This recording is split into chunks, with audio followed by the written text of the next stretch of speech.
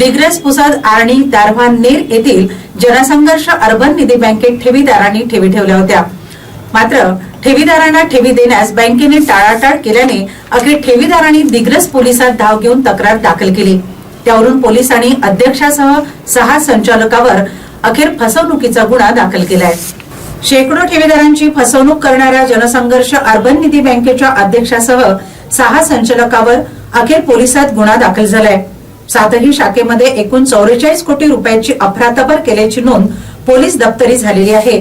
दरम्यान अध्यक्षासह संचालक सध्या पसार आहेत। यवतमाळ जिल्ह्यातील दिग्रस येथे मुख्य शाखा असलेल्या जनसंघर्ष अर्बन निधी बँकेच्या यवतमाळ आणि वाशिम जिल्ह्यात एकूण 7 शाखा आहेत।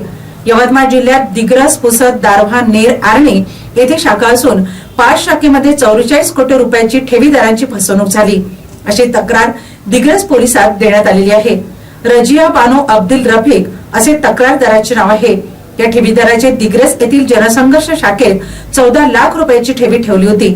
मात्र फिर्यादी याला परत न मिळाल्याने जनसंघर्ष अर्बन निधी बँकेचे अध्यक्ष देवानंद मोरे, प्रणित देवानंद मोरे, साहिल अनिल जयस्वाल, प्रीतम देवानंद मोरे, जयश्री देवानंद मोरे, अनिल राम नारायण जयस्वाल, पुष्पा जयस्वाल अशा 6 संचालकावर दिग्रस पोलिसात 420, 120, 343, 406 नुसार गुन्हा दाखल करण्यात आलाय।